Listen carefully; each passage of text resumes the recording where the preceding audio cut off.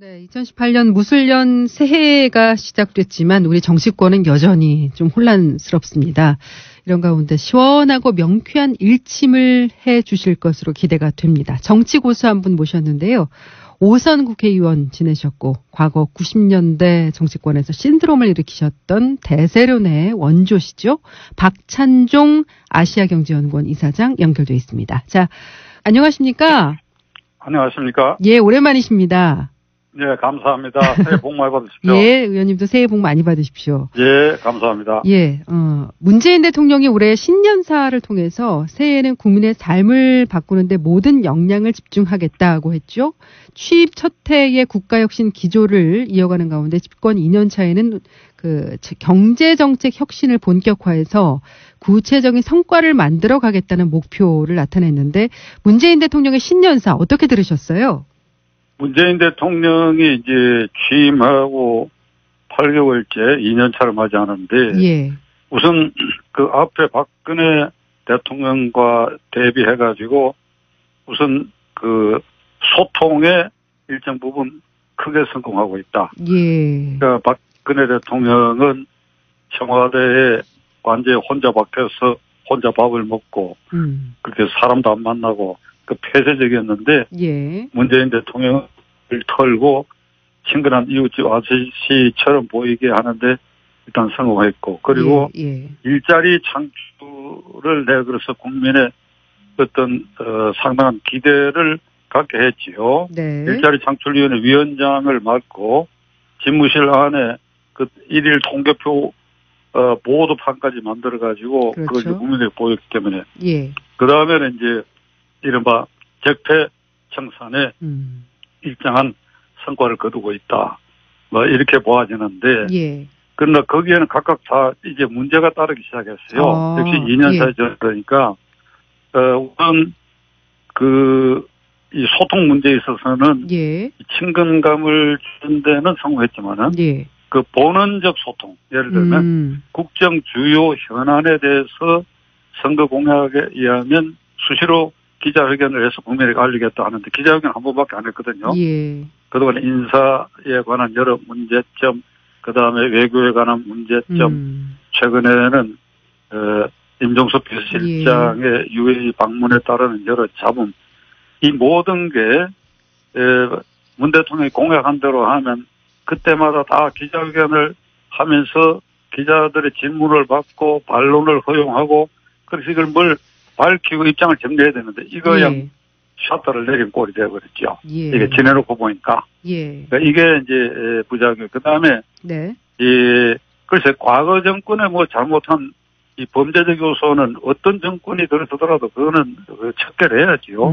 근데 그것도 균형과 그 다음에 정확하게 이 초점을 맞추느냐에 대해서 점차 부작용이 드러나기 시작했고, 무엇보다도 근본적 적폐, 이건 박찬종 기준입니다. 예. 근본적 적폐는 눈 감아버리고 있어요. 예를 들면 예. 적폐라고 하는 것은 제도와 법을 운영하는 과정에서 이 잘못된 관행이 쌓여져 있는 거거든요.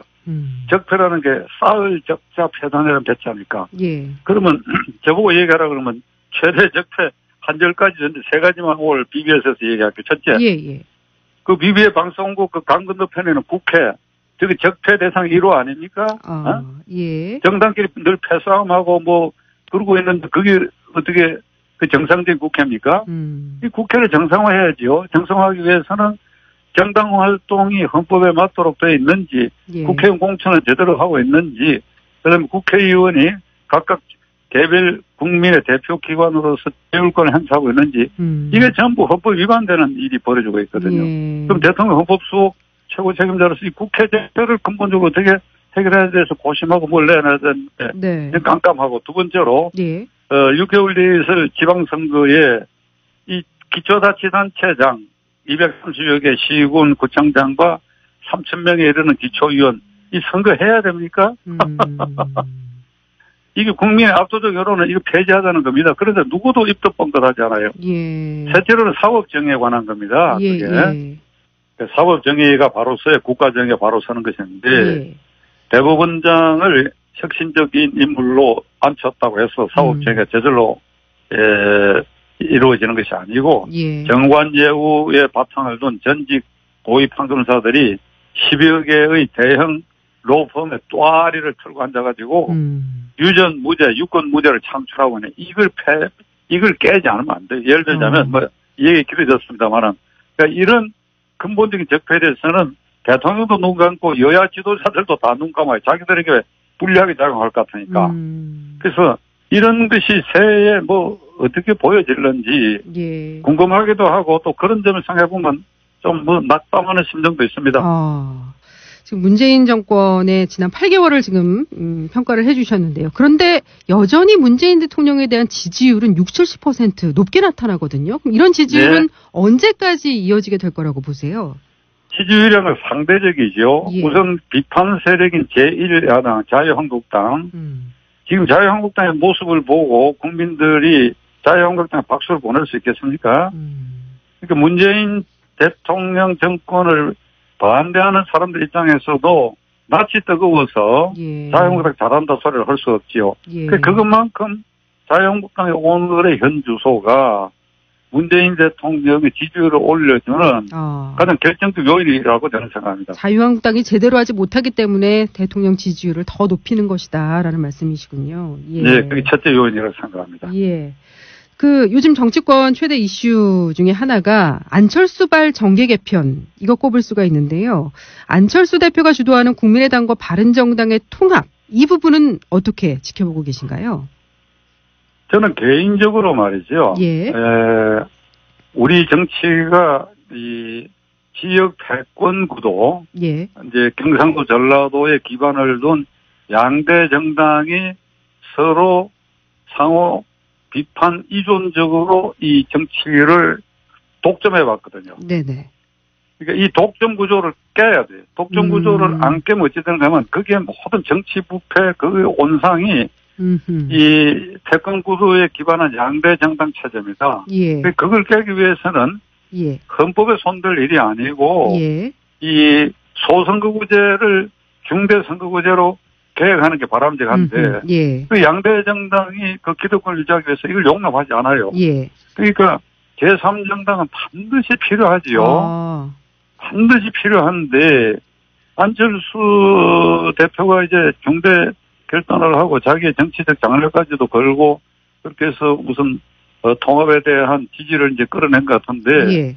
그 바른정당하고 통합이 된다 하더라도 예. 현재와 같은 이 국회 선거제도 그다음에 경상도 전라도 사람들이 크게 인식을 바꾸지 않는 한 제3정당의 존립 성공은 아주 비관적이야. 지금 현재로서는 그럼 비관적이라고 보시는 거네요. 그렇죠? 왜 그런가 하면 저도 그걸 시도하다가 이제 실패를 하다 보니까 예. 요새도 인터넷 들어가 보면 뭐 안철수, 유승민 너는 박찬동 닮아간 자꾸 이런데 좀 기분이 아주 언짢아요. 그러세요. 예. 그러니까 제가 시도했을 때하고 지금하고 환경도 다르고 저는 그때 사실 모든 걸 걸었거든요. 예. 모든 걸 걸고 한 사람은 그냥 계속 꿀밥 먹이듯이 박찬동 꼴난다 이러니 이게 참 듣기도 민망하고. 안철수 대표도 모든 걸 걸지 않았습니까? 그래서 모든 걸 걸었죠. 제가 예. 그때 할 때는 삼김 시대입니다. 예. 김영삼, 김대중 두 분의 권위를 어떻게 무너뜨릴 수 있어요? 거기에 의한 바위에 계란치기로 덤벼드는 사람 보고 예. 자꾸 이게 이 조롱거리로 삼고 있는 그런 면이 있는데 하여간 제3정당 후보는 현재의 이 선거 구조와 그 다음에 정치 풍경상 참 어려운 일인데 저는 개인적으로는 참 성공하기를 바랍니다. 호남의 뿌리를 둔 국민의당과 자유한국당의 뿌리를 둔 바른정당이 정체성이 완전히 다른데 과연 함께할 수 있겠나 이런 의문 갖는 분들 많으시거든요. 그러니까 정체성이 정체성 한다. 그게 지금 제가 말씀드리는 경상도당, 전라도당, 경상도 민심, 전라도 민심. 그러니까 그걸 합할 수 있을 것이냐? 어떻게 보십니까? 그러니까 그걸 말하는 것인데 그게 예. 잘 안 합치지. 그러니까 지역 감정이니까 감정을 합하는 게 쉬운 일이 아니죠. 그게. 예. 그러니까 문제라는 거죠. 그게. 뭐 대단한 정체성이 무슨 놈의 차이가 있습니까? 정당 정책에 무슨 놈의 차이가 있고. 지역이 문제다. 오로지 경상도나 전라도에 그 차이죠. 예. 선거대 되면 우리가 남이가 그리고 우리가 남이란가? 뭐 이래가지고 그쪽 정당들 지지해버리니까 제3정당은 소멸해버렸죠. 네. 그러니까 이 중대선거구제로 전환을 해야 돼요. 이게. 네, 그렇군요.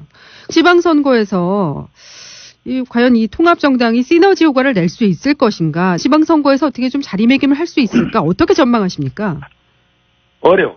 어렵습니까? 어려운데, 이제, 다만 한 가지, 일본식으로 말이에요. 지방자치는 꼭 정당들이 자기들이 후보를 내고 뭐 싸워야 되는 걸로 인식되고 있는데, 지방선거는 일본의 경우에 자기 당에서 마땅한 후보가 없다. 있어 지지율이 현재 낮다 이러면 후보를 내지 않아요. 예. 그리고 다른 정당이나 무소속으로 나온 사람 중에 지지도가 높은 사람이 있으면 그 사람을 이렇게 지지하는데 이걸 일본말로 아이놀이 공천이라고 그럽니다. 아이놀이 합성. 아이놀이요? 예. 그래서 이제 일본서는 지방자치 선거 때가 되면 사람 하나를 두고 자민당, 공명당, 사회당 이렇게 서너 당이 동시에 지지한다고 그게. 근데 이게 우리 풍토는 이게 용납이 안 돼요. 정당끼리 싸워야 되거든요. 그러니까 국회에서 싸우는 그 연장선상에서 지방자치를 보기 때문에. 네. 그러니까 지방자치는 이 정당이 개입하지 않아야 되는 거예요. 지방자치는 주민자치 아닙니까? 그렇죠. 정당자치가 아니에요. 예. 그러니까 이 근본 인식이 다르기 때문에 이 다른 사람들한테 박찬종이 얘기해봐야 저만 이상한 사람 취급한다고. 일리가 있는 말씀이신데요. 예. 그 자유한국당은요, 이 국민의당하고 바른정당의 통합을 패잔병들의 모임이라고 깎아내렸는데요. 그러니까 양당이 합당해봐야 아무 의미 없는 야합이자 살아남기 위한 발버둥일 뿐이다 이렇게 평가를 했는데 이 부분은 어떻게 보십니까? 패잔병은 패잔병인데 예. 자유한국당은 패잔병 아닌가? 예. 아니 자기 당 소속 대통령이 탄핵되고도 아무도 책임지지 않고 있잖아요. 예. 아무도. 예. 그 친박 호위무사들이 아직도 여전히 또아리를 틀고 앉아가지고 개혁을 방해하고 있고 그건 뭐 패잔병도 아니고 그거는 암적 집단이 돼 있죠 지금. 그 사람들이 말할 자격이 있습니까? 예. 그런데도 세가 많으니까 저는 큰 소리를 꽝꽝 치고 있는데 이게 오늘 한국 정치의 비극입니다. 예. 안철수 대표가 추진하고 있는 보수 통합, 이게 어디까지 갈까요? 바른정당을 넘어서 자유한국당과도 전격적으로 합당을 결정할 가능성 있다고 보십니까? 국민의당이 이 진보정당입니까? 그리고 더불어민주당이 진보정당입니까? 자유한국당이 보수정당입니까? 저보고 얘기하라 그러면 예. 우리나라에 아직 보수정당이 없어요. 보수정당이 없는데 무슨 놈의 진보정당이 있습니까? 이거는 말이죠. 순전히 북한 정권을 어떤 인식으로 받아들이느냐 하는 그 차이를 가지고 이걸 따진 것 같은데 예. 북한 정권의 호의적이고 우호적이고 용납 진보고 안 그러면 보수 꼴통이 되어버리고 이렇게 양분해버렸단 말이에요. 그렇기 때문에 저는 진보 언론이다. 보수 언론이다. 아주 뭐 말끝마다 모든 걸 진보 보수로 붙이는데 자유한국당은 그래 보수정당이라고 그러면 더불어민주당은 민주진보정당입니까? 그게 그렇게 얘기할 수 있습니까? 그게 예를 들면 심상정 노회찬 의원이 하고 있는 그 정의당은 나는 진보정당이라고 생각합니다. 예. 그러니까 지금 우리는 헌법 가치를 이 질서화해서 이걸 축적하는 어느 단계까지 가야 그걸 보수하는 게 보수 정당이라고 할 수 있죠. 그런데 지금 그 단계까지 간 정당이 아무도 없는데 네. 그 전 단계에서 무슨 보수 정당, 진보 정당 나누는 그 자체를 나는 못마땅하게 생각하는 사람이고 그래서 보수 대통합인 이런 말 쓰는 거 나는 거부하는 사람이에요. 그럼 어쨌든 자유한국당하고도 통합을 할까요? 그럼요? 그건 알 수가 없죠. 그건 아까 제가 말씀드린 지방선거에 문재인 정권을 반대하는 세력과 집단은 일본식으로 합성 공천을 할 필요가 있다. 아이놀이 공천을 하라 이거야. 알겠습니다. 그래야지 전부 각각 다 나와버리면 뭐 내가 보기에 이 경상도 일부 빼고는 뭐 전부 문재인 지지 정당이 다 차지하게 생겼죠. 그러면 문재인 정권은 더욱 날개를 달아가지고 뭐든지 마음대로 하려고 할 것이고, 예를 들면 비판 세력이 약화될 거 아닙니까? 그런 어떤 문제와 위기를 생각한다고 그러면 지방선거에도 뭐 국민의당이나 바른당이 어떻게 되는가 관계가 없이 이게 문재인 정권에 반대하는 세력과 집단들은 합성 공천을 해서 연합 공천을 하는 여러분은 지금 뉴플러스를 듣고 계십니다. 자, 새해에는 이제 개헌이 가장 큰 화두가 되지 않을까 싶은데요.